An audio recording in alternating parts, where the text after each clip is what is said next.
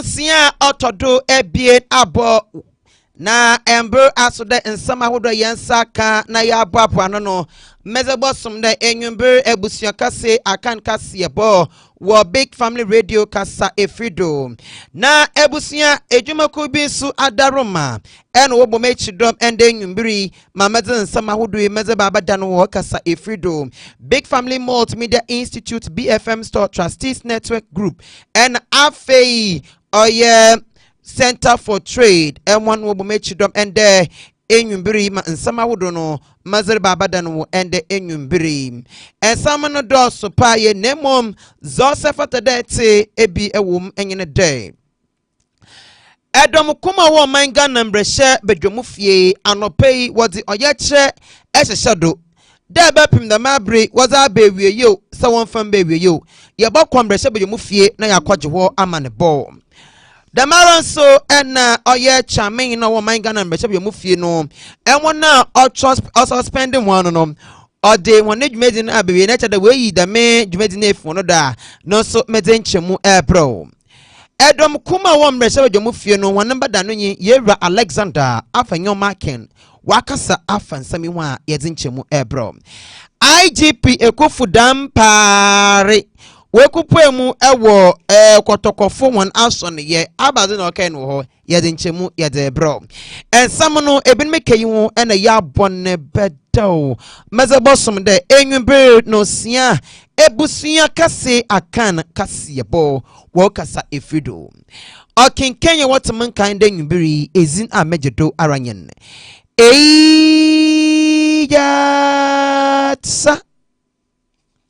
Kabana Dodona from Media Takoko school time was porcupine. Ebusia mamanda mawasma na mambra maba nsama no madninchemu babro. Admission. Are you looking for a computer institution with a serene atmosphere in equipping you with the ability to deepen your understanding and in-depth knowledge in computerization? Then the answer is Big Family Multimedia Institute. Our dedicated and experienced teachers are ready to provide personal attention, support, and help you bring your fusion to bear. We are located at Amasama Dobrogono, Upper Class Junction, and Santa Maria Family and Friend. For more information, contact 0555 20 80 56 0540 932 188. Website bfmnetworks.com. Email info@bfmnetwork.com. Other affiliates include Center for Trade, Big Family TV, Big Family News, Big Family Radio, Big Family Event, Big Family Multimedia Institute, KabaraInfo.com, Trustees, Okman Motors, Soko Mall, ABK TV Ghana. Enroll now and experience the difference. You are all that matters.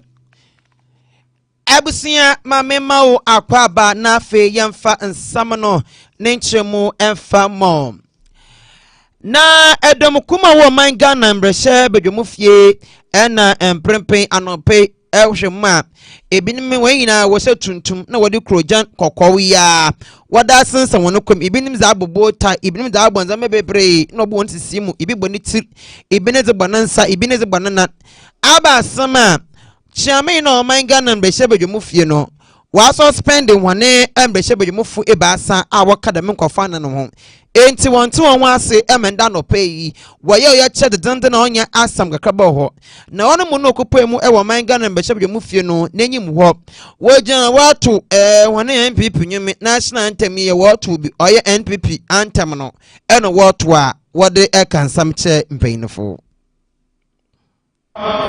The elephant is away the same we shall wait to save Ghana. We shall wait to save Ghana. We shall wait to save Ghana. The elephant is away the same we shall wait to save Ghana. Enti eye dom kuma wo man Ghana mbrehye bedwomu fie ena ete wono kanu na da medwumedi ne mu no na sara ena onimnyafo Habib ono ye mbrehye bedwumi nizema de hia wo tolon abatum peshedo ena okase na ochem de ekopo mu man Ghana mbechebwe mu fia eho onye bia wo ye birthday party a na de chamin no ho man Ghana mbechebwe mu fie abre ne abre bi opa bia no suspend nkrofo o se onye dem na wo ye no kra eho no onye birthday party aka che na he membe bi awutina ha da bi eho de mbra na wo di edwuma. We are all elected here. So definitely we are elected members to represent our constituency, and you cannot just sit down unilaterally to suspend members of parliament as if they have been invited to a birthday party. This is a house that members are elected to come and represent their constituent. The decision of the speaker is unfortunate. The decision of the speaker is an illegal. He doesn't have that power. He has overreached his powers, and that is why you see us all in black to register our disappointment and our disapproval of that. It is a black day for our democracy if we allow this thing to stand. Finally, so who expects your side to approve the ministerial nominees? The reports are ready. Immediately after the speaker give an order, and then we walk out of the chamber. Any other person who was vetted, it is an illegality because the appointment committee under order 217 was not properly constituted. It was not about quorum issue. It is about being properly constituted because the minority and the majority whip are mentioned in the standing orders to constitute the appointment committee before they come and say that any other member. If you read that standing order very well, it states the first deputy speaker being the chairman, the minority leader being the ranking member, the deputy majority leader being the vice chairman, the majority whip, the minority whip, and Ebusia yadamu ewo da me nsam ne mara na dom kuma wonen ba da no nye onimnyafo Alexander afanyo makin osonso yembrehye badwomini ozema adehye wo efutu abatumpe hyedo won finfini mantomu ono nso kase na okupemu mbrehye badwomu fiewa eno kasa na orichemu dem adekropoti wona mdom wo ye da me oyeche ne yinane dem baby a odo wotumetna na wodi abobo efan nzama nkur ebiena baase bi no ono no mpenifu anhwa mo na chede edene bi obehia dwadwadwa bi abobutumu ahyem na why one discussion bi no mpenifu antuma nhwe ndi ho dwuma mo ne yinade ka ho bi amadame protest no wo ye ede kire mpenifu. The Thursday, the 30th of January, as per the practice, we had agreed to proceed to vet some 4 nominees. Originally, we were supposed to do 3. This 4 later changed to 5. Around about 10 p.m. of the evening, we had indications from our colleagues in the majority that they intend to continue the vetting for more nominees rather than agreed. Mr. Speaker, on the corridors of the vetting room were many people, including nominees. Our understanding was that they had all been invited. Mr. Speaker, there's no room for us to discuss the way forward, which resulted in our decision as the minority to protest. Our intention was to have a peaceful protest to express our displeasure at the excesses of our colleagues in the majority. Yetwa ensam na oye chami no man Ghana mbreshe bedwomu fie abrada me oye kire ahodo kodo ewo man Ghana mbreshe bedwomu fie wono ono so kase no richemu de sesi arade oye the main suspension of the members be move for anano wa training in other asensan. So please, you can ask your leaders when they approach me with this. Yes, as a father, when your son commits an offense, you don't punish the son to the extent that you break his or her leg. That becomes a big problem for you, the father. And nobody is perfect. We are all fallible. So I listened to the apology, and here it was repeated by the minority leader for and on behalf of the members of the caucus and supported by the majority leader.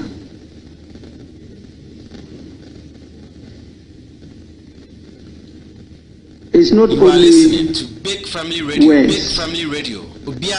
Before me, they demonstrated and assured me of their total support to me and the deputy speakers to ensure that we have an efficient and an effective functioning parliament in Ghana. So I am satisfied with not just the statement but also their conduct. And I will proceed to lift the suspension of the 4 members of parliament that I considered were involved in disorderly conduct which amounted to contempt.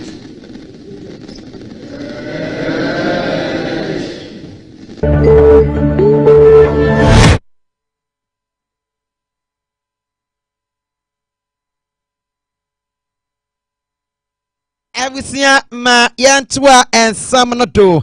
Na the main semono yabakwa ekopemu ewo man Ghana embreshe bedwumufie na yedi enkomo afa ho ne ahwede aso oye yera Alban Bagbin Sumana Kingsford the main suspension of the membership bedwumufu anano we if one do another the one that do and now first one where you check one so no yes I said what the whole we go do another what's done enti yansa ka yenua bema Emmanuel anyingba our my Ghana membership be move you wa obo ho amanye enti Emmanuel said to me ka ma adwe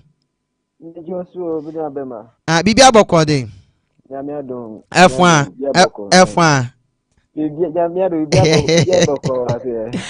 okay ima says ya parliament twa won for hini kire yen say na nyina ye new no as a last week na e bet ni cause 30th January na obu ye bet na basa di STA na so ma both minority and majority side majority for no modi agomo se kunya se microphones and I'm so am I speaker of parliament or the back just a nipa for yeah almost no yes the no yes but I want to mudi mu akoche to aso stadium okay 2 weeks and then na performance almost about parliament abetra say ntino minority side making afonyo and minority leader and afi Mahama Ayaga the majority leader omu edi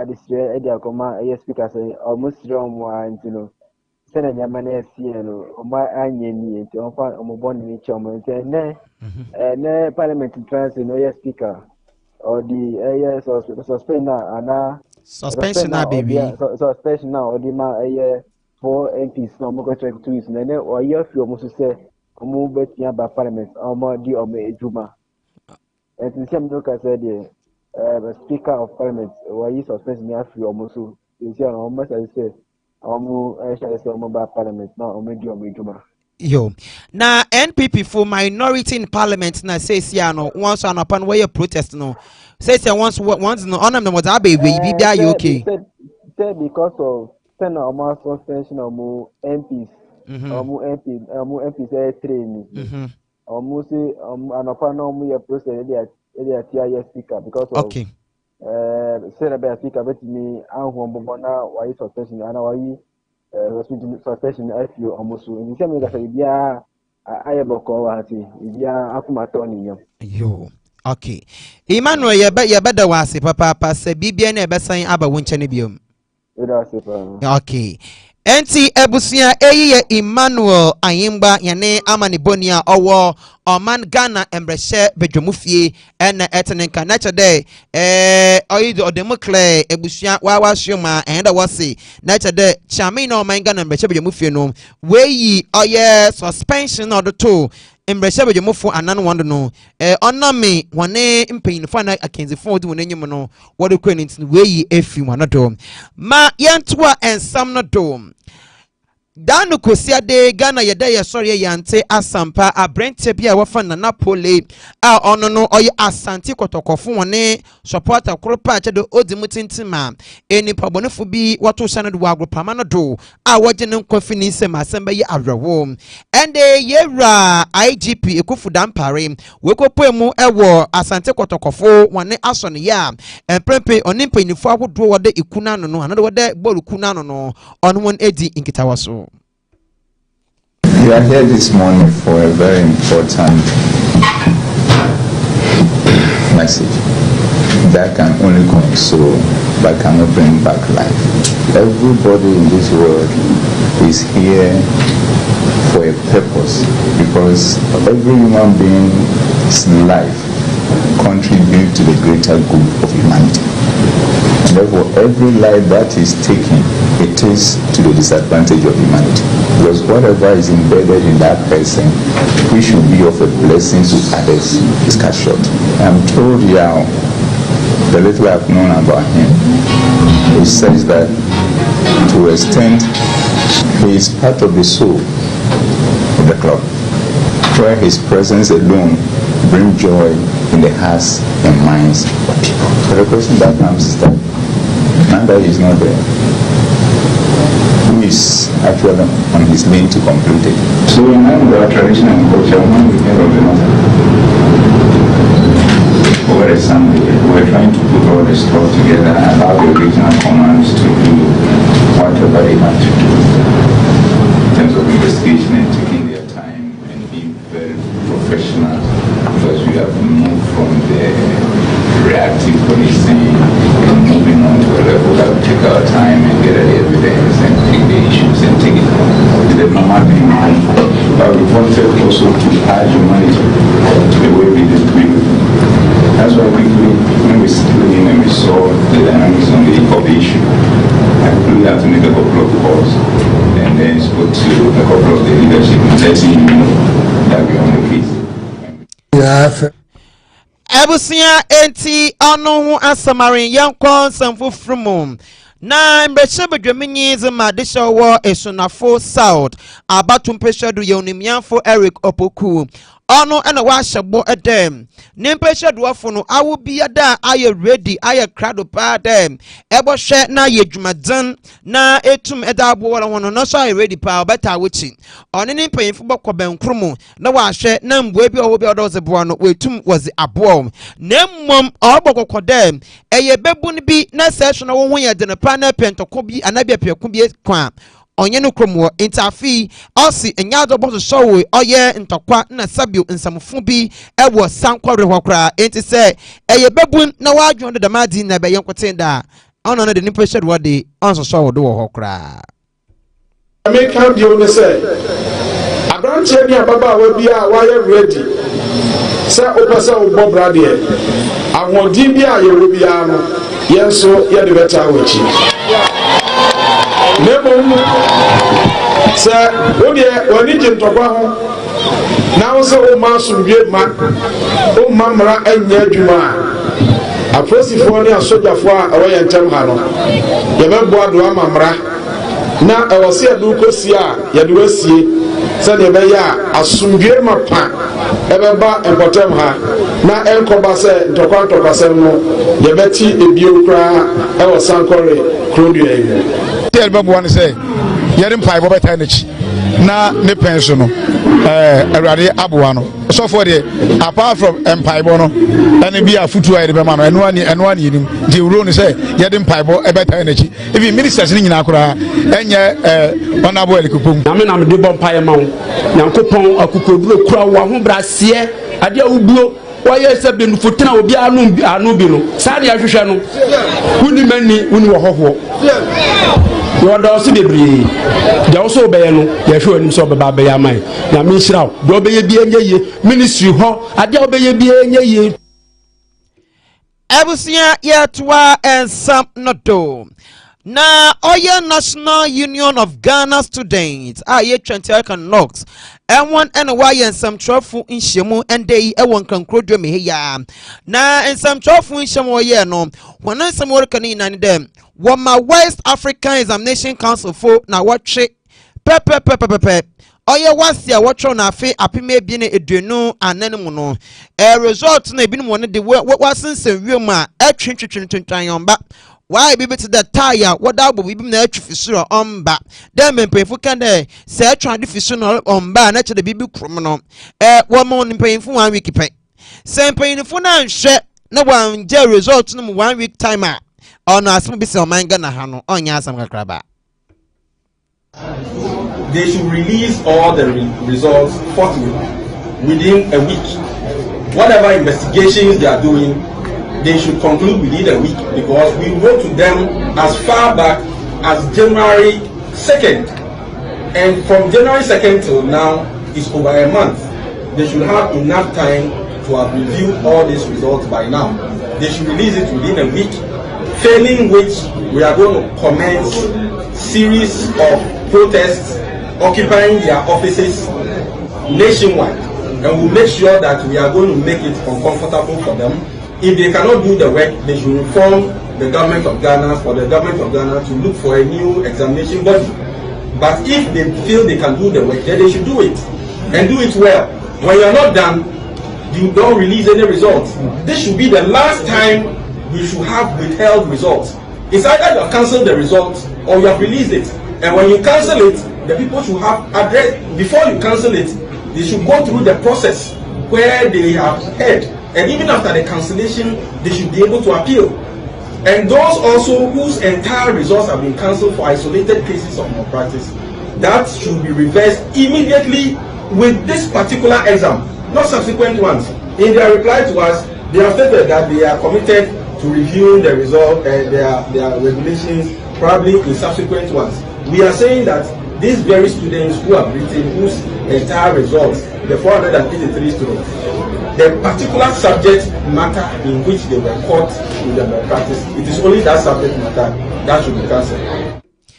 Yanko and some fufrumu na yekopo emu ogomwa yenya no mfimfini mantoma e wan no worker say wase yenya no gomwa oye cold storage or no oye cold storage no facility no wase ade tuma esiwa mu waje gon enti ndai enam na gba ye de no wa onya asam kakabo ne nsam tofo kasa yentie wan because of your cost on your humanity or son of no motor so and so about no better be a question also a demand or the man instead of cost on no so price or bet you know Uber say 90 went to my tuning and I buy a casacasa no better than in Toka.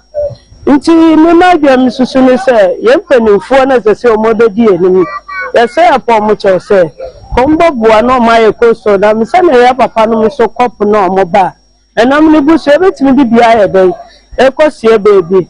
No, I dream back on Mrs. as a cost on the switch me, Juma. And my one and you today, and you know, by Yamponana, Juma. Obi bet me a clean now. Obi bet me a Juma bio. It's a cost on the way I babu my money. There's a cost on here.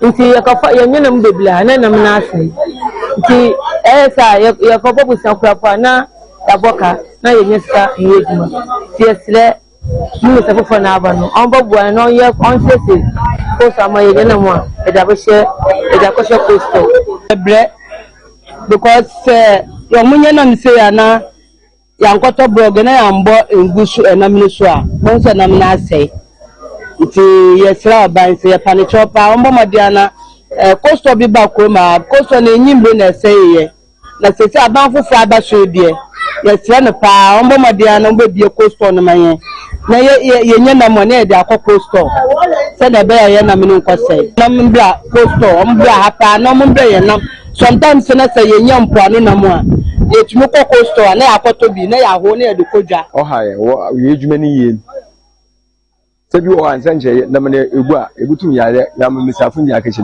education ba adichin wo yin woto a ne price na yare wakọ anje bi obi bufo mmia pii obototo if mmia pii wo na anje sabe when you oboto wa yare wali ko nti wo bene se na mane wonye bi anere wa ase a wontumto mo yi awole nyina afọ fisherman afọ nyina ye baako ye ase bi kaka sa apofren ye cause ye bozu ni offer adekwa ben ni oba bi wo me ma ba ye fibi aba yeso ye mboka ye na bibia ye hwe enti adisha wo mfimfini mantam gomwanyanya no infantful they never disappoint o obi we interview ne chest na mame meba hey yo ebusenti ha ena yede enwumbre no sia ebusua kase akan kase bono mezebesi amo asadan koma big family multimedia institute BFM store trustees network group and afeso center for trade and one of Bomechidom, Amazon Sami, Madabadano, and the Enumbri, Ewayan Men Studio, the Blogono, Upper Class School Junction, and then Sami Yedi Fiber Bosomo. The Maranso and Oye production to Mobo Mechidom, Nyo Swish Mam, near Oye Chade, oh, in fact, Nina, Oya de Bobo Mechidom, Oye Akosia. Adepa and afeso oye abena papabi we na wo mechi do mamedin sam ahodo yemedebeda ho Ezra we na wogina mu bi ema kasebo no oba wa kwemu na amen so amedin sam badan wono ezin amejedo aranyen ejat